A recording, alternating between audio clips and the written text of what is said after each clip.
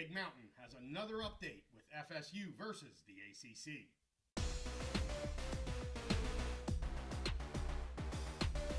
The ACC lawsuits are always in the news, so we're back on the Big Mountain to break it down for you. Hey, welcome back to the Mountain. I am JY. This is my good friend Steve. You know, Steve, every week we have to do one of these updates because there's always something going on. And this update really is going to be more focused on AG Moody and what she put out in terms of getting involved. The last update we did was on her letter to the other AGs. I think the day that we put that episode out, she actually came forward and did what they call a Writ of Mandamus.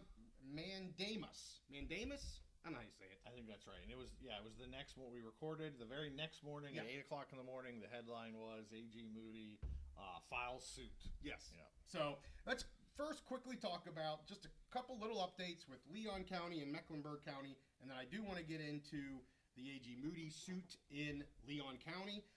So FSU had a May 1st deadline, which is the day we're recording this, to file a second amended complaint. I did look online earlier today. I did not see anything.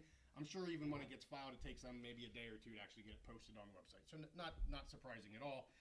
On April 22nd, however, Judge Cooper did order mediation in this case, and there's a filing of that. It is now referred to mediation, and that must be completed within 120 days. That obviously is the end of August, so things are gonna be moving here. By May 3rd, a mediator shall be agreed upon between these two parties. If it's not mutually agreed upon, the court will appoint one for them. One part of the order that I found relevant here was, and I'm going to read it verbatim, it said, in the case of a government entity, a representative with full authority to negotiate on behalf of the entity and to recommend settlement to the appropriate decision-making body of the entity must attend the mediation conference. So, Steve, I question, is that the Florida State Board of Trustees?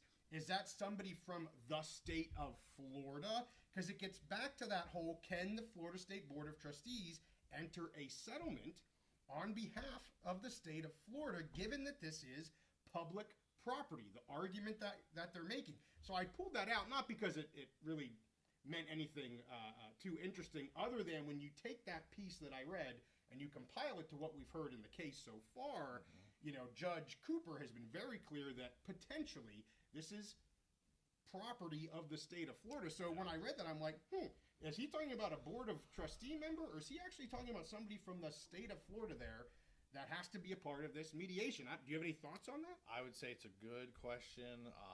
I don't know the answer to that. I know, when we had Doug Rowan on, we talked to him about the possibility. There's some thoughts out there that any judgment over a certain amount that would be paid by a state entity would actually have to be approved by the state legislature in the state of Florida. So I really don't know the answer. It'll be interesting to see who they send to mediation. I agree. That stuck out to me as, I wonder who they have to send, given the intellectual property of the state of Florida. Could it be someone as simple as the university president? Right. Could it be the board of trustees chair? Right. Or like you said, maybe it has to be someone from the state. We'll see. Don't know. In Mecklenburg, then, there's a hearing this Friday, May 2nd. This is to move forward on discovery. And the judge has to approve whether or not they're going to move forward while an appeal is going on. So we'll have to wait and see what happens there. And again, I think this is important first, because who can get on that power position for a potential settlement? In the last episode, we said it's really kind of 50-50 right now. I think if you look in Mecklenburg, you would say the ACC has an advantage right now. If you look in Leon County, certainly you would say FSU has an advantage. But if one of these cases can take the lead here, that will be interesting to see if that gets one party to the settlement table quicker, or to mediation quicker. And then two, again, getting to ruling first if we get there. A lot of people don't think we will, but if we get there, ruling first is very important as well. So these timelines, I'm gonna repeat. I know you say you repeat yourself a lot. I'm gonna repeat myself a ton on the timelines of these cases, because I think it's very, very important. Anything on that before I go to AG Moody? I would just say it's kind of a three body problem is the big movie on Netflix right now. It's not quite that, but there's really three parts of this. It's it's Florida State, it's the ACC, Right. but it's also the timeline. Yes. Those are, they can each put pressure on each other by making different arguments or whatever, but the biggest pressure factor might be the timeline, like you suggest. So let's get to AG Moody. Before I do, maybe we're sounding a little better to our audience. We have new microphones here. Hopefully it's much more soothing. I know we had several comments that the last mic was a little harsh, sounded like we were in a basement somewhere. Maybe we are. But anyway, hopefully we're sounding better here. We're going to keep tweaking with that. We got our producer working on things too. But let's get to AG Moody. So on April 25th, again, the day we released our last episode on update for the FSU ACC lawsuits, AG Moody filed a writ of mandamus. I should have practiced that. Mandamus in Leon County. The judge in this hearing is Angela Dempsey, so a different judge than what we saw in the ACC case. The attorney representing the state here is Nicholas Wilhammer. Now, I think if you wanted to pronounce that correctly in German, you'd probably be like Wilhammer. Yeah, It's a V, right? But anyway, doesn't matter. He's an associate deputy AG for enforcement. The AG states that the media rights contract has been requested and the ACC has refused to produce it. The facts upon which this relief is requested are, number one, the media rights contracts are public records. Number two, the ACC has exclusive custody and unilaterally restricts access. And number three, the ACC has disclosed and discussed portions of these contracts and cannot exercise control over the public records of FSU relating to the same subject matter. The argument then details 6 elements that are required for a writ of mandamus. They state that the custodian of a document may redact only the portion of the record for which an exemption is asserted and to provide the remainder of the record for inspection and copying. They then bring one count, a violation of the Public Records Act, and request the following. Number one, direct the defendants, they're asking the court to direct the defendants to show cause why the relief in the complaint should not be granted. Number two, set and hold an immediate hearing. Number three, find that these records are subject to the Public Records Act. Number four, find that the ACC unlawfully refused access to these contracts.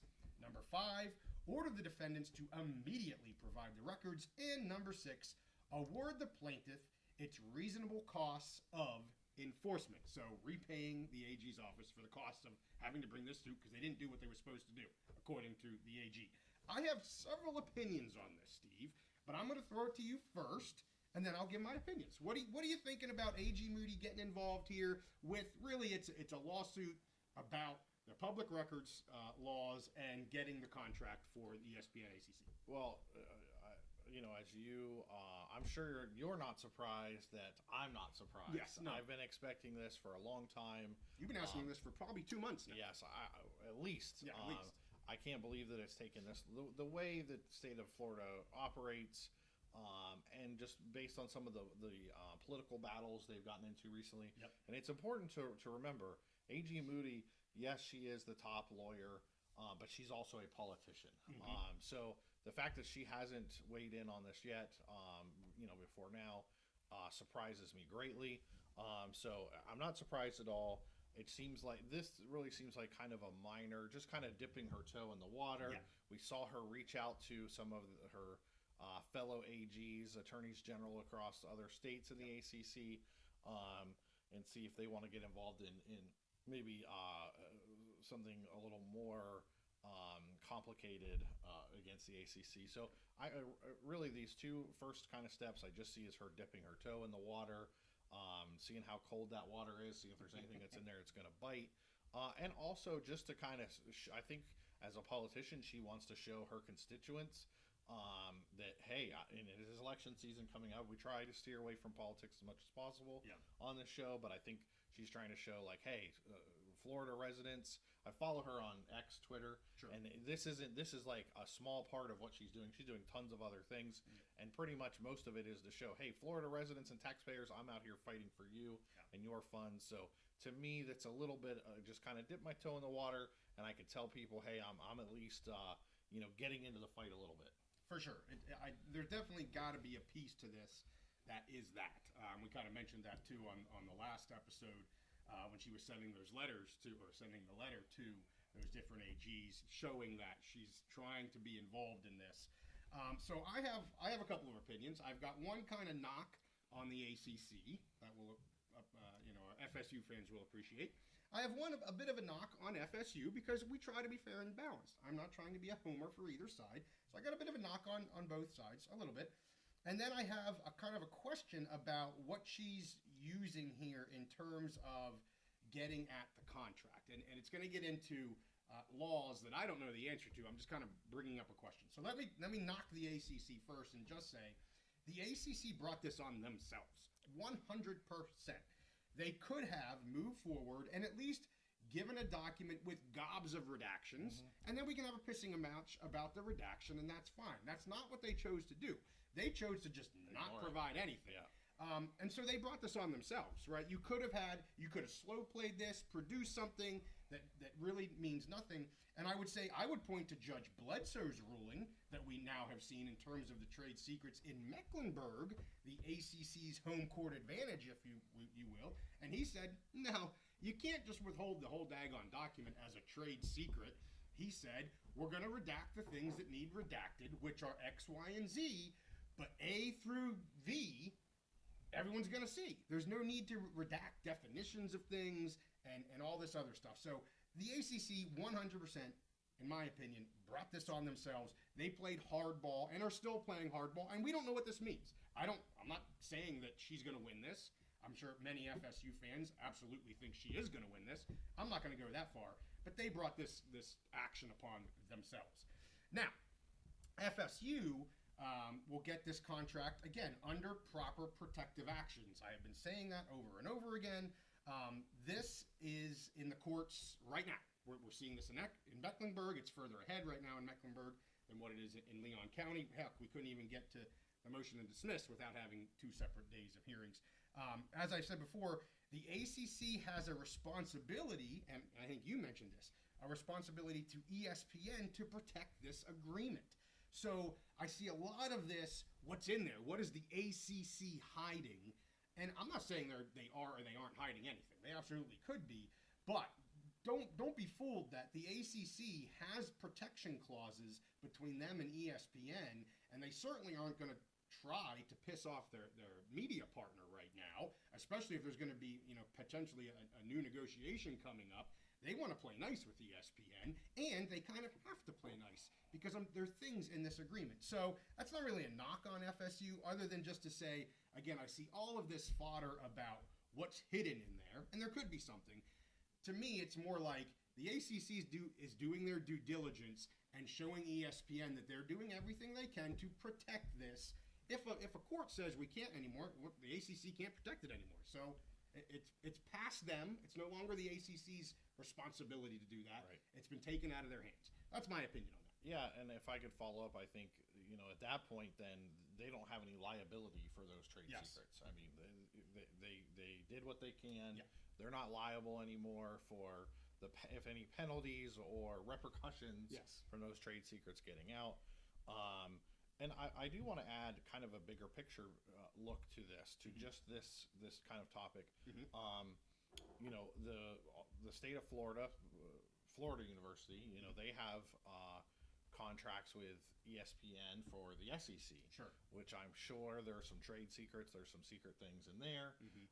And also I think maybe with the Big 12, University of Central Florida being a public university, I'm sure the Big 12 I think the Big 12 has a contract with ESPN for a limited number of games still, and also with some other networks that I'm sure that there's some confidential trade secrets in those. So I do think that there is this is almost like a canary in the coal mine kind of thing, testing out the limits of these secret contracts, confidential contracts when it comes to public universities.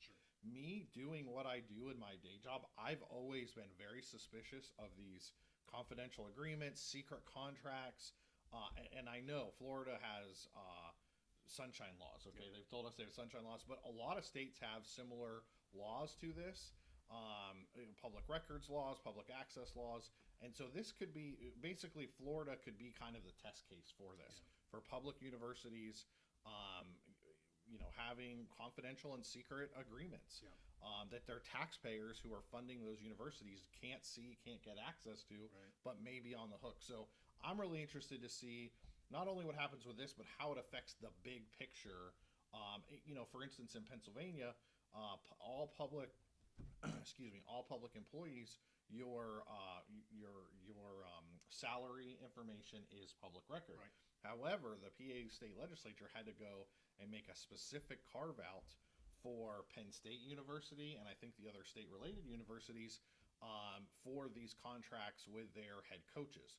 So if not for those carve outs, those would be public record, which is not quite as big a trade secret or confidentiality as a media deal, but it's a similar thing. So anyways, I'm just interested to see how that works out and how that maybe changes the relationships between conferences, public universities, and media partners. Well, as we've said before, we're not lawyers, but I did do a little research on this whole Writ of Mandamus. I can't say it right. Mandamus? Mandamus. Steve, I'm going to let you say it from now on. But anyway, on this whole issue that A.J. Moody is bringing forth, what it is, or at least what I could find, it's a remedy that can be used to order an inferior government official to properly fulfill their duties or correct abuse of discretion. It could also compel a lower court to perform an act that is ministerial in nature. So it's kind of what I'm getting out of it. It's more using a governmental entity to a governmental entity to kind of make them do their job, make them do what they're supposed to be doing. According to the U.S. Department of Justice, this is an extraordinary remedy which should only be used in exceptional circumstances of peculiar emergency or public importance. So clearly, I think public importance is that definition is in the eye of the beholder here. Yeah. So maybe that's where this is coming about. But I don't know. When I was reading these definitions, because I look at this, I go, I don't know what this writ of mandamus even is. What does that mean? Does it mean public record violation? And I looked, I'm like, well, no, that's not what this means. It doesn't mean public record violation because the ACC isn't a governmental entity. Yeah. So I'm a little confused on why maybe she's using this, but she's way smarter than I am. So I'm just throwing that out there as a interesting. Yeah, I don't know the direct Latin translation, but I think she's basically just asking the court to mandate that these are released. So and that'll be interesting to see if the judge goes along with it. Is this a peculiar circumstance that's of the public interest? Yep. They could argue, and she argued this in her other letter and in her press release that $500 million of public funds at stake. Right. Again, it'll be interesting to see what the judge rules and see if he goes along with it. Yeah, and she lays that out in her I think it was like about 13 pages of her filing here. I stuck to the facts. I mean, we've gone over the backstory a gazillion times. I left that out of this, but yes, that was in there as well. Update here though, Judge Dempsey did enter an order to show cause, and the ACC now has 30 days to respond. After that, FSU has 15 days from the point that the ACC files to then obviously respond to the ACC's filing, and then we will potentially get to a hearing. So maybe about a month and a half-ish. So we're beginning of May. You might be talking end of June when we actually get a hearing on this. We'll have to wait and see. Also on Wednesday, it was announced that the Florida AG's office has joined the lawsuit against the NCAA over the NIL and recruiting rules. So she's gone a boom here with college football. She's gone after the ACC, and now she's joining the fight against the NCAA. Which is really interesting. Okay, so and the main party in that, or one of the two main parties in that lawsuit, is the state of Virginia. So does she kind of buddy it up with this AG in Virginia? Hey, I'm going to help you. I'm going to join your lawsuit. Will you be interested in joining mine? We'll see. We'll see what comes of that. And I mean, you have the law, you have the facts, you have the law, and then you have politics, and all three of them are going to mix up, and we'll see what comes out of it. Good point. And just for anyone that's following the Clemson stuff, a little bit of movement here, but we're expecting a lot more movement here next week as deadlines are hit. So we're going to be staying on top of Clemson as well. Obviously, May 2nd is that hearing in Mecklenburg County. We'll get an update on that after the weekend. We'll talk about that next week. Make sure you give this one a like. Subscribe if you like this content. As you guys know that have seen us before, we try to give an update on the ACC FSU at least once a week, but heck, sometimes I think we get 3 out in a week, just depending on what's going on. There was enough here. We needed to talk about this again. So, hey, we'll see you guys next time on The Big Mountain.